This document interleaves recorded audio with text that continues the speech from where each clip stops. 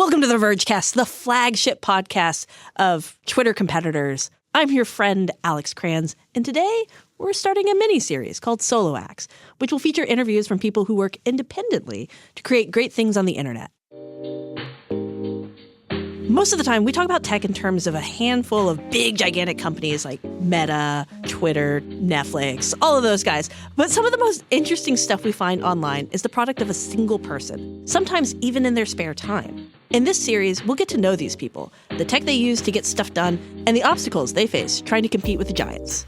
So for the next 5 Mondays on the Vergecast, our friend Ashley Esqueda will be curating and hosting these interviews and sharing with us what she's learned. Hello, Ashley. I have to learn something?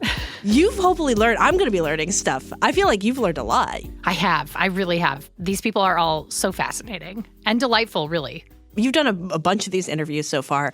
Today, you're talking to the folks at Hive. Yes, I am talking to the founder of Hive Social, Raluca Pop, otherwise known as Cassandra Pop. Sometimes she goes by Cassandra. And she is a person who launched a social media platform because she did not see the social media she wanted to see in the world. Yes. She decided to launch that when she decided to learn to code and launch a social media site at 19. Wow. So that's pretty amazing. That is super amazing. And Hive, I feel like we talked about a lot in those early days of the Twitter implosion.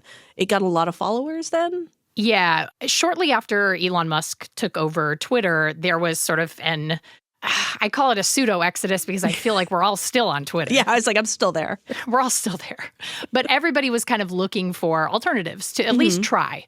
And one of the ones that I had stumbled upon, amongst others, was Hive Social. It feels like a mixture of old school MySpace, a little sprinkle of old school MySpace, because you can set music to your profile page to automatically play, which I know is like a feature a whole bunch of people really liked, including myself. But it's also, you can post photos, you can post things that look like tweets. You can just post text. And so it's kind of, it kind of wants to be a little bit of everything, wants to give people a little bit of everything. I mean, I used it and then I stopped using it because it broke down a lot. But it sounds like when you only have one or two developers, it's a little more of a challenge.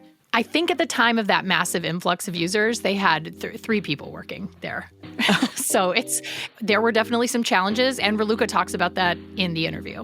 Oh, well, let's just go to the interview then. And in a little bit, I'm going to be back to ask you some more questions. All right.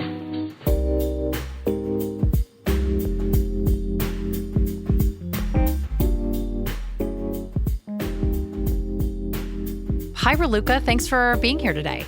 Hi, Ashley. Thank you for having me. I'm really excited to be here.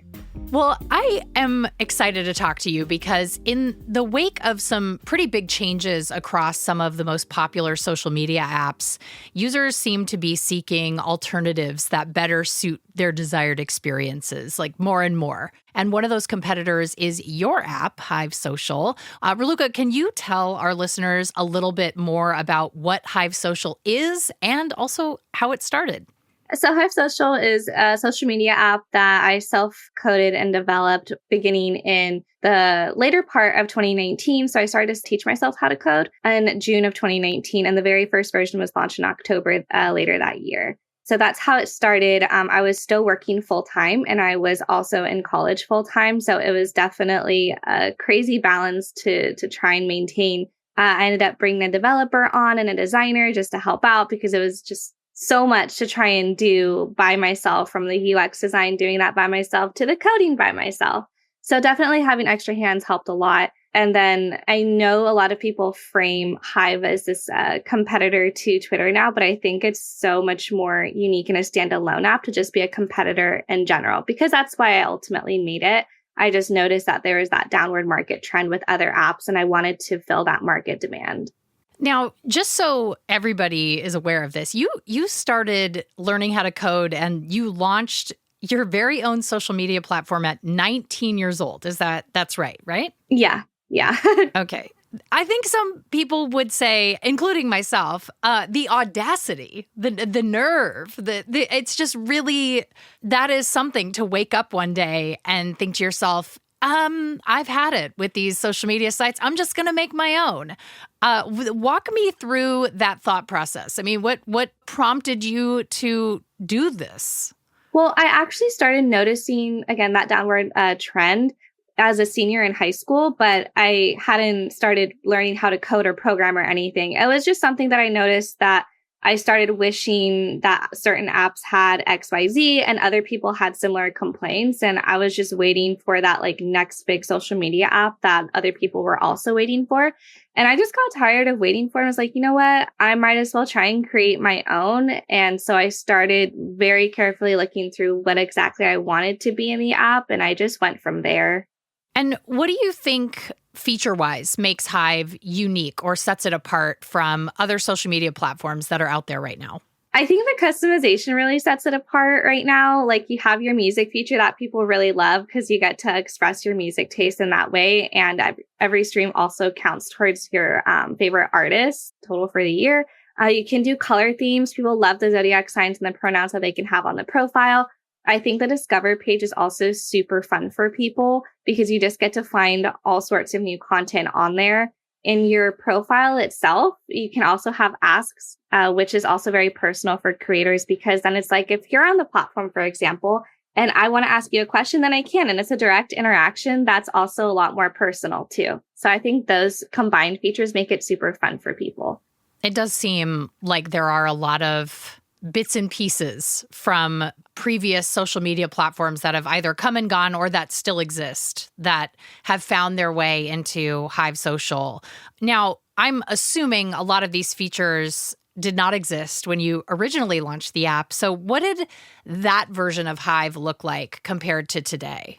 That version was very bare bones skeleton. I think if people saw the very first version compared to today's, they'd be like, wow, like you actually had the balls to launch that. I mean, it was not as modern or clean cut or aesthetically pleasing as the design today. You still had your music feature. That was still a part of it. But things like asks were just not there. Polls were not there. Again, it was just a very bare bones skeleton app compared to today's.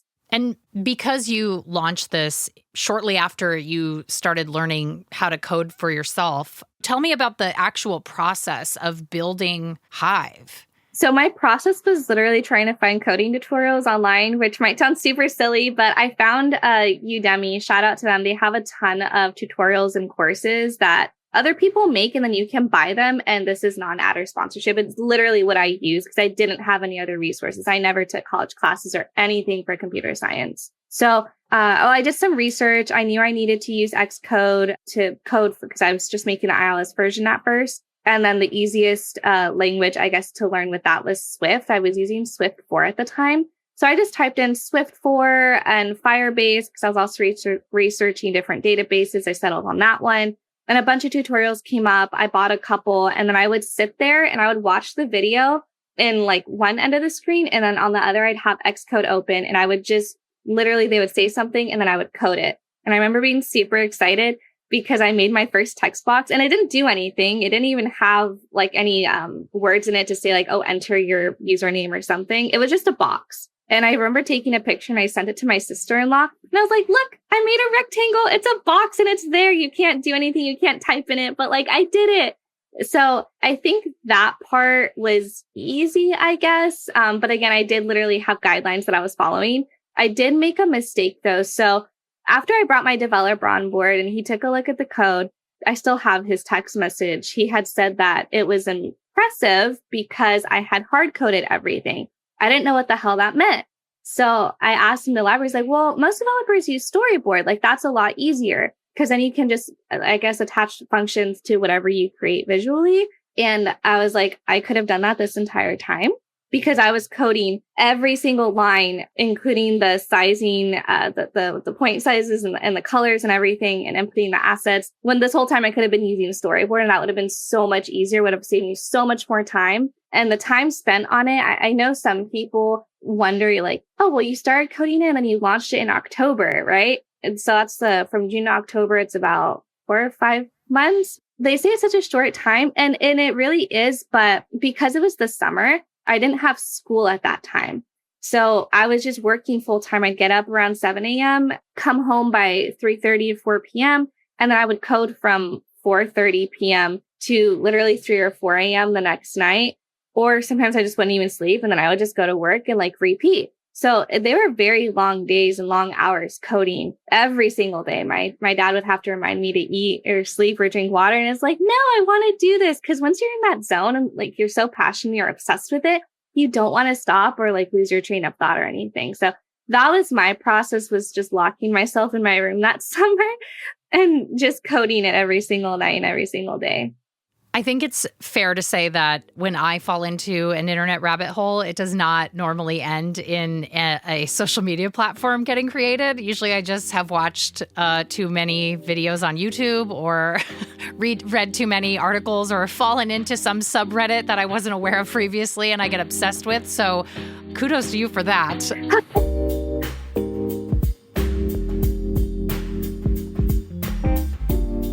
We're going to take a quick break here, but when we come back, I'll talk to Raluca about what it was like when people started flocking to Hive Social looking for an alternative to Twitter.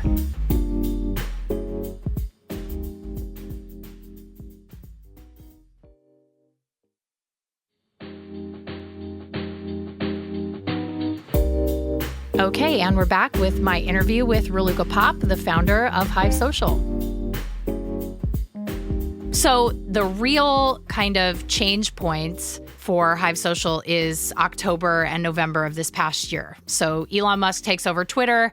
Everybody out there is either super excited about it or super not excited about it and looking for an exit. And one of the apps that people turned to was Hive. That could not have been easy. That had to have been a challenge for an app that at that time employed 3 people. Is that right? Yeah, 3 people. I think we're up to 5. Threes of people, almost. Yes. You've got almost threes of people working on the app. So you have this massive user rush, and there were some complications. I remember I signed up for Hive, and I remember seeing a lot of folks saying that usernames could be doubled up, and there were some bugs and challenges because of the mass influx of users. I would love to hear you walk me through your side of that experience. Yeah, so that experience completely caught us off guard. We've had some growth spurts in the past as well. And normally it's from something going viral. Like if people take a screenshot of their profile and they share it, somehow, I don't know how, it goes viral. So that's exactly what happened this time. It just happened on such a larger scale, whether that was in direct correlation with everything that was going on Twitter, or it just reached the right accounts. I have no idea, but it really exploded and we were not prepared for that growth, or our server wasn't, I guess you could say, because we gained over 150,000 people overnight, and everyone trying to sign up and making their accounts. That was just so amazing to watch it happen. I didn't sleep for days, literally, because I was just so excited and I wanted to respond to people. If you get a response from like the Hive Social account on Twitter, that's most likely me. There's 2 other people who have access to, but I'm on there a lot of the time and I try and respond to everyone. So that's what I was doing. I was trying to respond to people and let them know, if they have questions, like, for example, about the duplicate usernames, or when the site went down and the servers crashed, that was a kind of panicking moment. At that time, no functions worked. So that's actually how the duplicate username bug came to be, because since the server was down and no functions were working. So like the function to catch that duplicate username and say, hey, like this is a duplicate, you can't use it, that was down too. So then that ended up being a bug. And now I have like over 100 Nicki Minaj's on the app when I know none of them are her. But I mean, that's just one of the things that the server going down had done. And we were working to get it back up. So we were working with the Google team. We ended up bringing on a different developer at that time, and he's still with us. He's super great. So we got it back up that Friday. I think it went down on Thursday, and we brought it up Friday night. And then the wave just kept coming, and we ended up going past 2 million users when I think we had 600 to 700,000 at that time.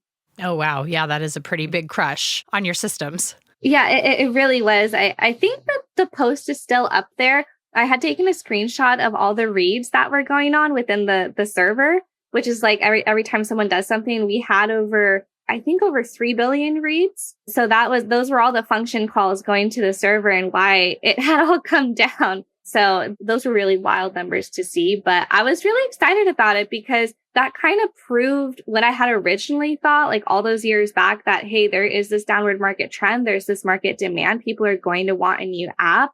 And again, whatever correlation it has to anything else going on out there, or if people just really want something new, I mean, they really showed out for the app and signing up and supporting it. So it was just really awesome to see it come to life.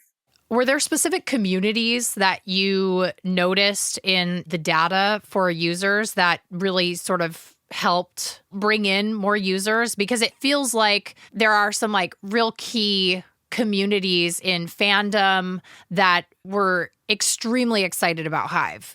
Oh, yeah. The K-pop community is what actually kicked off those viral posts. So shout out to them. And then that just somehow turned into the gaming community coming on board, which opened the doors for cosplayers, and then the beauty community, and then the Star Wars community and Star Trek community were huge on there as well. I know some notable gaming communities specifically that got on, I think, were Call of Duty and then Bungie. So, which was actually really funny because maybe you can see, but I have an Xbox back there and I play Destiny myself, which Bungie had created. So it was just kind of a full circle moment for me to have loved the game so much and then have the actual community come on to Hive. So it was just really cool to connect with the people from that gaming community. But I would definitely say those big three would be originally K-pop, and then gaming, beauty, cosplaying. And I think the fifth one I would have to say is music. Since, Hive supports music artists, like I mentioned, the streams from the profile music, it counts towards their overall total. That was really big on there too. So we noticed a lot of hip hop, pop, anything that's trending, you would see or hear either on the radio or other apps. It's very similar following those trends on Hive. For listeners who are unaware of Hive's profile features, one of them is the ability to, much like MySpace used to have, set a profile song that plays whenever someone opens up your profile. And then there is a monetization ability to purchase additional or unlock additional music slots, up to 4 songs. And so I thought that was a very interesting way for Hive to monetize because it is a free app. Mm-hmm. It is free for users to use. And I am really curious about the future of Hive in that regard, becoming profitable, being able to monetize in a way that will enable you to hire additional developers to continue to work on all of the things that Hive has going on. I would love to hear about Hive's plans in, let's say, the next year. Like, what does Hive look like in a year for you? Hive has some really big things planned in the next year. We've partnered with a lot of different brands that I'm really excited to talk about later on as well. And the brands, the influencers, you'll see those more. But Hive has always been an authentic social media app. That's how I kind of refer to, because a lot of the content that's posted on there is very genuine. It's raw and organic, or it could be very curated if you have a specific niche or community that you belong to. So I think having a creator economy where we support those creators is definitely in the works. For example, one feature that's out there, and actually the term that our users or our besties have called it is Hive streams, which is basically live streaming. We want to introduce that on the app and then allow users to, much like TikTok, give gifts through that app that then those creators could convert to cash and then withdraw that for themselves. And I think Hive's percentage from that would be lower than other apps because we understand that. I mean, I used to be a micro influencer, so I know how important that money is, that cash flow is. We wouldn't take a lot from them because it's their full-time job. It's what they're trying to do. And I want to support them in that way.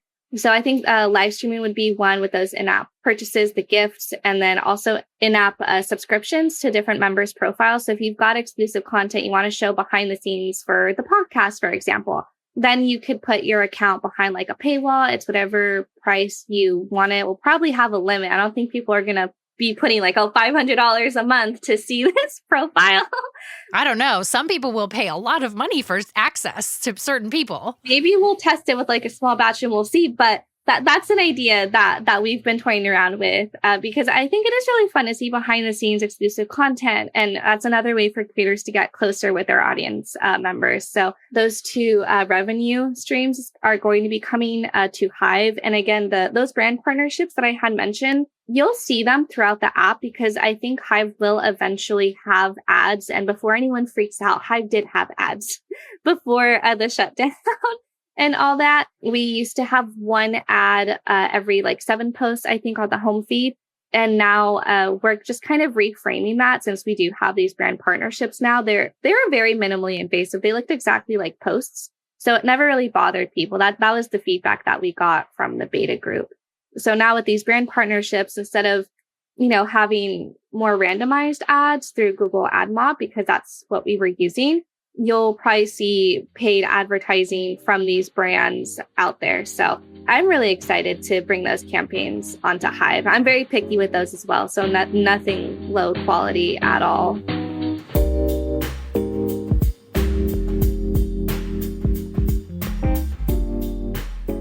Okay, we're going to take one more break. And when we return, I'll check in with Alex Kranz and then more of my interview with Raluca.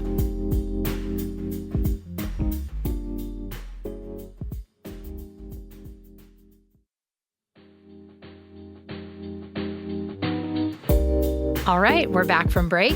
I gotta interrupt you. I'm sorry. I got questions. I'm enjoying this interview, but I also have some questions because before the break, Raluca referenced this big shutdown.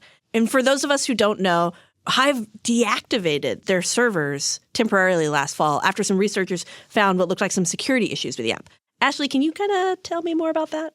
Yeah, so this group of researchers had basically posted a report saying there are a ton of issues here. All of these issues allow any attacker to access all data on Hive. Oh, boy. Which is not great. And that includes private posts, private messages, shared media, even deleted DMs. Ooh. So sliding into the DMs and deleting, not gone forever. No. Everything lives forever on the internet. So yeah, it was a Berlin-based security collective, and they said this also includes private email addresses, phone numbers entered during login. So not great. And so they took down the servers entirely. Mm-hmm. The app was still up. You could refresh, but it would just refresh to the exact same place that the app was in, the place your app was in when you opened it, when they shut down the servers. But the service was actually down for 2 weeks to fix these security risks, which in the world of social media is an actual lifetime, it feels like. Yeah. That begs the question, and I think everybody knows the answer. It's a rhetorical question. What do people do when something doesn't work? They stop using it. Yeah. So it's definitely a really difficult problem to have when you have such a small staff and the inability to remain live while you fix all of these issues in a test environment. And so how do you get those people back? Yeah, how do you get those people back? Does Raluca have an answer for that? I think she does.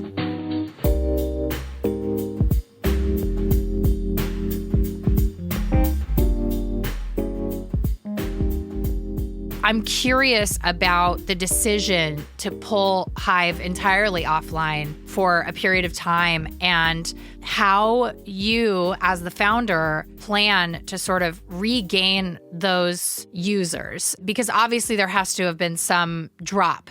Yeah. So regaining the users and the momentum, that's going to come from the brands that we've partnered with, and then also influencers later down the line, as well as those extra features that are coming later this year. I think Hive is an ever-evolving app with, again, very carefully selected features. I'm the one that makes the final decision on that. So if anything launches and you guys don't like it, blame me fully because I'm the one picking and choosing what to put in the app. So the decision, though, to take it fully offline was actually from that security company that had posted the original article, Zerforschung. I had actually been in communication with them prior to the article even going live. And the decision that we originally came to was that they wouldn't post it until the issues were fixed. And then they posted it anyway. And then we had a phone call afterwards where I told them kind of flat out that, hey, are you guys going to reconfirm that or just confirm that these vulnerabilities were fixed? You kind of threw a grenade and then you ran away and you caused this huge uproar They did confirm that they would do that for us, but as of yet, I haven't seen anything come out. So I don't really know what's going on with that. I haven't been in contact with them recently. So that definitely threw a wrench in there, because the reason they were going to wait for those vulnerabilities to be fixed, like that's their standard. When they report vulnerabilities on a company, it's usually after they have fixed those issues, for the simple common sense reason that, hey, if you disclose these vulnerabilities out there to people, then there's black hat hackers out there that are going to exploit those. And at that point, it was just mind blowing to me that they had posted it, because now everyone has like a how-to guide on how to exploit those vulnerabilities. And it just wasn't safe for people. I mean, we took full accountability and responsibility for it by fixing them, and we were in communication with them. So for them to have made that decision, it was really kind of devastating, because you work for so many years on an app and you try to make everything as perfect as possible. And it was my fault for the security vulnerabilities even existing. But the fact that they posted and exposed it to those hackers specifically that are reading those, they're trying to see which companies have a weaker security framework or system and to steal people's data. It was, again, just devastating. So we decided, now that the hackers out there around the world know about all of this, we would rather just take it offline. And again, I know that resulted in the momentum slowing down, because nothing was working within the app. Everything was just completely locked down. But I decided that was the best thing, because I would rather have shut down the app and made that decision versus having people's data actually stolen. So I think that's another confusing point for people, is some of them think it was a security breach, but nothing was breached. There was no user data stolen, nothing like that. It was just a security vulnerability report. And we have fixed that, all of those since then. The Google engineering team actually cleared that for us. We were on a call with them back and forth, and they gave us the green light. And then that's when we had brought it back online. I know a lot of people who had initially tried Hive. Obviously, there was a great clamoring for an Android app, and then also a desktop app. And the process of those things, I would love to hear a little bit about the process of bringing Hive specifically to mobile only at this point, and if you have any plans on your roadmap for a desktop version of the app. Oh, yeah. Desktop is going to come later down the line. Right now, we just want to focus on mobile only because, we did bring the service back online. It's functional, but there's just certain bugs and there's features that we want to bring on that we really want to dedicate all of our time, effort, and focus to before diverting that to a desktop app. Since we're such a small team, we want to use our time and efforts wisely, and we just don't think it's very feasible at this time to add a desktop version onto our plate, because that's essentially rebuilding the entire app. So that is going to be tabled until later this year. And then right now we're just focusing mobile only, make that perfect, give everyone a seamless experience, bring those new features on, and then we can focus on desktop. I am very curious about your view of the current state of social media. Do you think that we will see major disruption in that space and how that might happen, or will we see more subtle change over the next few years? Like, what's your take on the current landscape? I think major changes are coming because of the current landscape. So I'm a really observant person. I like to read patterns and different trends out there. And just from seeing everyone's reactions to not just the Twitter buyout that happened, but social media in general, I don't think they're happy with it. I see a lot more complaints than not. A lot of people are very exhausted, I think, from social media because it's not really fun anymore. There's, aside from the aesthetic part with like outdated layouts, whatever, you also just have the culture and environment that are on these apps. Like, for example, you go on Instagram, you have to curate this personality. And I know I say have to, you don't need to, but if you want to be someone on that platform or you want to showcase a certain lifestyle, you have to curate that personality and kind of become this whole different person when people in real life know you as someone else.